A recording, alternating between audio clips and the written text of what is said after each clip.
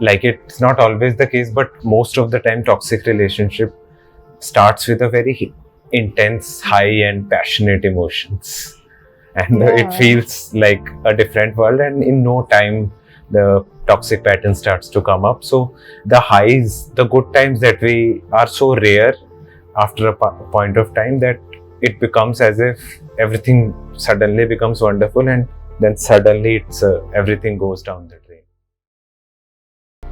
So like I've also heard that most of these patterns that we pick up is during our childhood. So this also affects us, right? Like if our parents are providing that conditional affection to us, we eventually end up becoming that kind of a person when we grow up. Yes, very good point you picked up.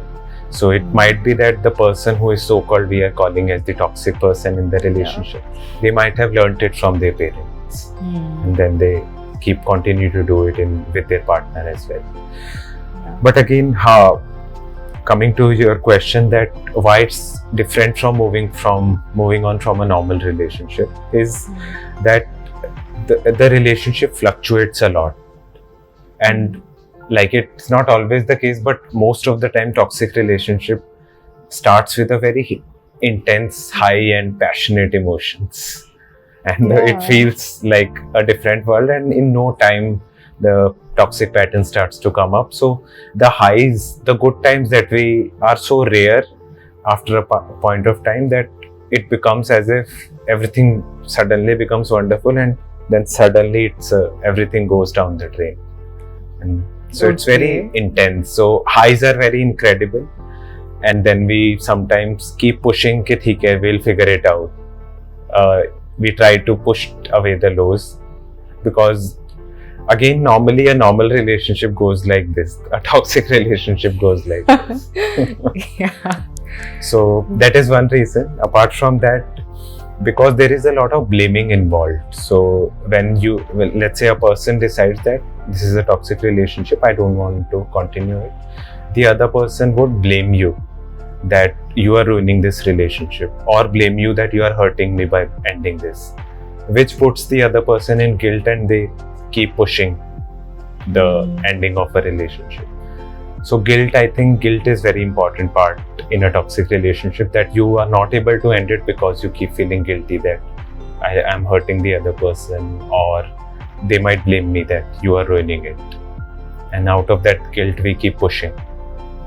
Another reason is that the person who is like more of a victim of a toxic relationship, although that person, he or she also becomes slightly toxic being in that relationship, that person distances from their friends who can like point out the red flags, or even if the breakup were to happen, we need a support system. Those friends won't be around to support us, because toxic relationship is very consuming in nature. It's most of the time that is running in your mind, and you are not able to maintain a healthy social life or a family life.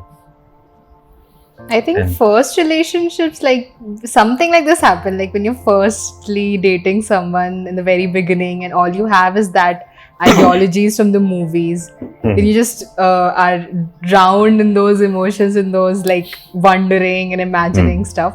So like, is it true that the first relationship or the initial phases, if when we are first of all like getting out and experiencing these things about the dating life and relationship, is it true that everyone goes through that phase, like of overly attached, being attached, like always wondering and imagining? Yes. Does that happen? So yes, I think it's either you learn it over time, or you learn it over 1 or 2, 3 relationship.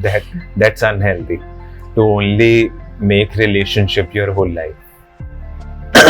Even in the college, I knew that there used to be some couples who were like just all about each other.